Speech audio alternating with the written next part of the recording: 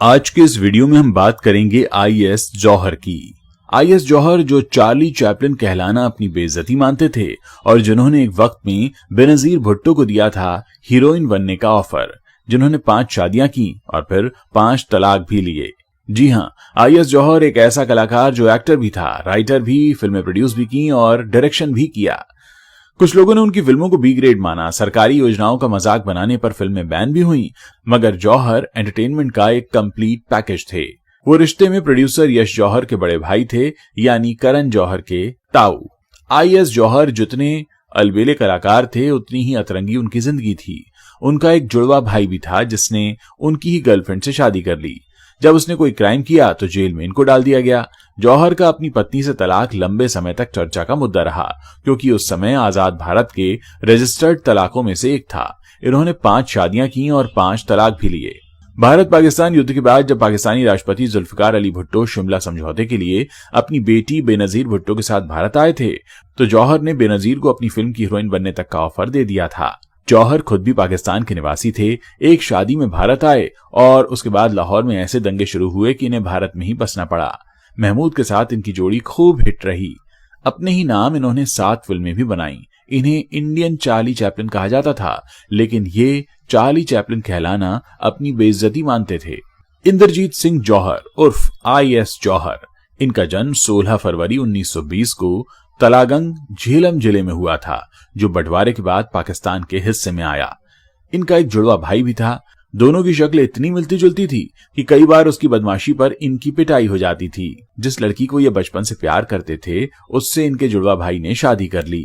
ये तो काफी होशियार और पढ़ाई में अव्वल थे, लेकिन इनका जुड़वा भाई एक अपराधी था। एक बार तो ये भी हुआ कि इनके भाई के अपराध के कारण इन्हें जेल जाना पड़ा। ये किस्सा खुद आईएस जौहर ने 1957 में हुए इंडियन फिल्म फेस्टिवल में सुनाया था। पाकिस्तान में रहते हुए इन्होंने AA किया था, पहला इकोनॉमिक्स में और फिर दूसरा पॉलिटिकल साइंस में। इससे भी मन नहीं भरा तो उन्होंने LLB की भी पढ़ाई की। उस जमाने में एक साथ इतनी डिग्री हासिल करना अपने आप में एक बहुत बड़ी बात मानी जाती थी।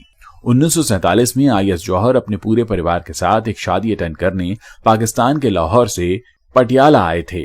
इसी बीच लाहौर में दंगे ऐसे भड़के कि इनका परिवार वापस ही नहीं जा सका। कुछ समय बाद खबर आई कि शाह आलमी बाजार को पूरी तरह जला दिया गया है।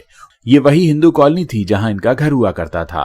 इसके बाद इनका परिवार कभी लाहौर लौटा नहीं और दिल्ली में ही बस गया। आईएस जौहर नौकरी के सिलसिले में जालंधर में ही रहे, लेकिन फिर 1949 में ये मुंबई चले आए। आईएस जौहर लिखने में माहिर थे। उन्होंने फिल्म एक थी लड़की लिखी थी। ये स्क्रिप्ट 40 के दशक के रूप के शौरी को खूब पसंद आई और उन्होंने इस टाइटल के साथ एक फिल्म बना डाली। ये बतौर लेखक इनकी पहली फिल्म थी। साथ ही इन्होंने फिल्म में एक हास्य कलाकार का भी किरदार निभाया था। ऐसे में बतौर एक्टर भी इनकी पहली फिल्म रही। अभिनय के साथ साथ आईएस जौहर ने 12 फिल्मों का निर्देशन भी किया और करीब 4 फिल्में प्रोड्यूस की। इनमें 1960 में आई बेवकूफ, 1965 में आई जौहर महमूद इन गोवा, 1974 में आई 5 राइफल्स और 1978 में आई नसबंदी शामिल है। आईएस जौहर के निर्देशन में बनी फिल्में नास्तिक, श्रीमती जी, श्री नगद नारायण, हम सब चोर हैं, ये सभी फिल्में A ग्रेड रहीं, लेकिन इन्होंने जिन भी फिल्मों को खुद बनाया वो हमेशा B ग्रेड कही गईं। 1954 में आईएस जौहर ने नास्तिक फिल्म लिखी और इसे डायरेक्ट भी किया। ये फिल्म एक ऐसे शख्स की कहानी थी जो जिंदगी के दुखों से परेशान होकर नास्तिक बन जाता है। ये कहानी उन्होंने बंटवारे के मंजर को देखकर अपने अनुभवों पर लिखी थी। ये फिल्म एक बड़ी हिट साबित हुई। इस फिल्म में यश चोपड़ा उनके असिस्टेंट डायरेक्टर थे, जो बाद में बॉलीवुड के नामी फिल्म मेकर बने। इनके तलाक का किस्सा भी बड़ा अजीब है। इन्होंने 5 शादियां की और 5 बार तलाक भी किया। 1942 में आईएस जौहर ने लाहौर में रहते हुए रामाबाई से शादी की थी, जिससे उन्हें 2 बच्चे हुए। कुछ सालों बाद 1949 में आईएस जौहर ने अपनी पत्नी से तलाक ले लिया और ये उस दौर की बात है जब तलाक एक कुप्रथा मानी जाती थी। इनका तलाक आजादी के बाद शुरुआती रजिस्टर्ड तलाकों में से एक था। इन्होंने 5 शादियां की और 5 बार तलाक लिया। इन्हें ही फिल्म इंडस्ट्री में तलाक का ट्रेंड लाने का क्रेडिट दिया जाता है। इन्होंने एक्ट्रेस सोनिया साहनी से भी शादी की, जिन्होंने इन्हीं की फिल्म जौहर महमूद इन गोवा से हिंदी सिनेमा में डेब्यू किया था। अपनी पहली पत्नी के अलावा इन्हें किसी से भी कोई बच्चे नहीं हुए। 1965 में आईएस जौहर ने अपने नाम पर फिल्म जौहर महमूद इन गोवा डायरेक्ट की और इसमें पैसे भी लगाए। फिल्म हिट होते ही ये इतने उत्साहित हो गए कि इन्होंने लगातार अपने ही नाम पर फिल्में बनाना शुरू कर दिया। इन्होंने करीब 7 फिल्मों में अपना नाम जौहर ही रखा। 1965 में आई जौहर महमूद इन गोवा, 1966 में आई जौहर इन कश्मीर, 1967 में आई जौहर इन बॉम्बे और 1968 में आई मेरा नाम जौहर। इसके अलावा 1971 में आई जौहर महमूद इन हांगकांग। एक बार 1957 में आईएस जौहर को लंदन में हुए इंडियन फिल्म फेस्टिवल में बतौर स्पीकर बुलाया गया था। स्टेज पर उन्हें बुलाते हुए पॉपुलर अमेरिकन प्रोड्यूसर ने उन्हें इंडियन चार्ली चैपलिन कहा। ये स्टेज पर पहुंचे और कहा, ये पहली बार नहीं है जब किसी ने मुझे इंडियन चार्ली चैपलिन कहा हो। इससे पहले भी मेरी कई बार इस तरह से तौहीन की गई है। मेरी जिंदगी कई दुर्भाग्यों से भरी रही है। या तो मुझे दूसरों के कुकर्मों का क्रेडिट मिला या मेरे अच्छे कर्मों का क्रेडिट किसी और को दे दिया गया। 50 के दशक की बात है। उन दिनों बी.आर. चोपड़ा की फिल्में लगातार फ्लॉप हो रही थीं। निराश हुए बी.आर. चोपड़ा ने फिल्मी दुनिया छोड़कर पत्रकारिता में जाने का फैसला कर लिया। बी.आर. चोपड़ा और आईएस जौहर लाहौर से दोस्त थे। पूरी कहानी जानने के बाद आईएस जौहर ने अपनी लिखी एक बेहतरीन स्क्रिप्ट उन्हें सौंप दी और फिल्म बनाने का हौसला दिया। बी.आर. चोपड़ा ने ऐसा ही किया। इसके बाद फिल्म अफसाना 1951 में रिलीज हुई और बी.आर. चोपड़ा का करियर फिर से पटरी पर आ गया। वो इसका इतना एहसान मानते थे कि उन्होंने अपने छोटे भाई यश चोपड़ा को अपना असिस्टेंट डायरेक्टर बनाने के बजाय उन्हें इनके पास भेज दिया। आईएस जौहर हुनर के इतने पक्के थे कि फिल्मों के अलावा ये असल जिंदगी में भी हाजिर जवाबी से लोगों की बोलती बंद कर दिया करते थे। बड़ी बड़ी महफिलों में इन्होंने कई लोगों का ऐसा मजाक बनाया कि लोग इनके सामने आने से झिझकने लगे। 1978 में जब मेनका गांधी ने सूर्या नाम की मैगजीन लॉन्च की थी तो इस मैगजीन का एक हिस्सा आईएस जौहर के खाते में आया। वो इस मैगजीन में राजनैतिक और सामाजिक मुद्दों पर व्यंग यानी सटायर लिखा करते थे। पॉपुलर फिल्म फेयर मैगजीन में भी इनका एक कॉलम छपता था जिसका नाम था क्वेश्चन बॉक्स। ये कॉलम बेहद पॉपुलर था। इसमें लोगों के राजनीति और दूसरे मुद्दों से जुड़े सवालों पर ये बड़े मजेदार अंदाज में जवाब दिया करते थे। जिसका सवाल सबसे मजेदार होता था उस व्यक्ति को 50 रुपए का इनाम मिलता था। इन्होंने 1958 की हॉलीवुड फिल्म हैरी ब्लैक से हॉलीवुड डेब्यू किया। इसके अलावा ये north west frontier, Lawrence of Arabia, death on the Nile जैसी हॉलीवुड फिल्मों में भी नजर आ चुके हैं। फिल्म हैरी ब्लैक के लिए इन्हें बेस्ट ब्रिटिश एक्टर की कैटेगरी में बाफ्टा यानी ब्रिटिश अकेडमी फिल्म अवार्ड में नॉमिनेशन मिला। ये नॉमिनेशन हासिल करने वाले ये पहले इंडियन एक्टर थे।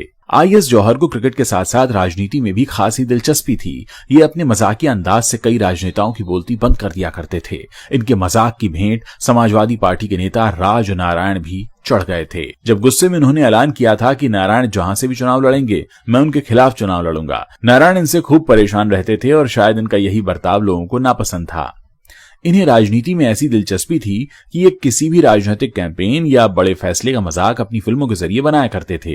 जब गोवा को आजाद करवाने की बात हो रही थी तो उन्होंने इसी मुद्दे पर जौहर इन गोवा बना डाली।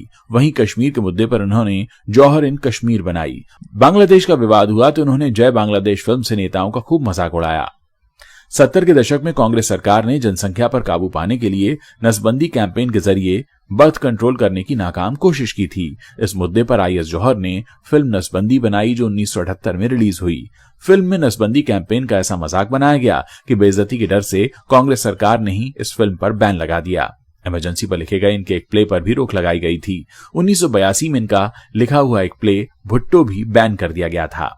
1971 में भारत पाकिस्तान के युद्ध में पाकिस्तान को हार मिलने के बाद 1972 में वहां के तत्कालीन प्रधानमंत्री जुल्फिकार अली भुट्टो भारत आए थे। मकसद था शिमला समझौता। जुल्फिकार के साथ उनकी बेटी बेनजीर भुट्टो भी भारत आई थीं। आईएस जौहर इतने बेबाक थे कि उन्होंने इतने सेंसिटिव मुद्दे के बीच 18 साल की बेनजीर भुट्टो को अपनी फिल्म में हीरोइन बनने का ऑफर दे दिया। उनके इस ऑफर की भारत समेत बांग्लादेश और पाकिस्तान में भी खूब चर्चा हुई। आइए अब जानते हैं कि फिल्म का ऑफर मिलने पर बेनजीर भुट्टो का जवाब क्या था। असल में बेनजीर ने इस बात पर नाराजगी नहीं जताई और शालीनता से उन्हें जवाब दिया कि वो जीवन में कुछ और करना चाहती हैं। आईएस जौहर ने भले ही अपनी फिल्मों से लोगों को खूब गुदगुदाया हो, लेकिन उनके मजाकिया मिजाज के कारण लोग उनसे दूर होने लगे थे। 70 के दशक में जब लोगों का साथ छूटता गया तो ये अकेले ही रहने लगे। इनके साथ इनके 2 बच्चे अनिल और अंबिका भी रहते थे। कुछ लोग तो इन्हें पागल भी समझने लगे थे। 10 मार्च 1984 को आईएस जौहर का लंबी बीमारी से निधन हो गया। इन्होंने अपनी मौत से 2-3 दिन पहले ही अपने बच्चों से कहा था कि वो नहीं चाहते कि उनके मरने पर किसी को खबर की जाए। ऐसे में जब उनका निधन हुआ तो बच्चों ने किसी को खबर नहीं दी।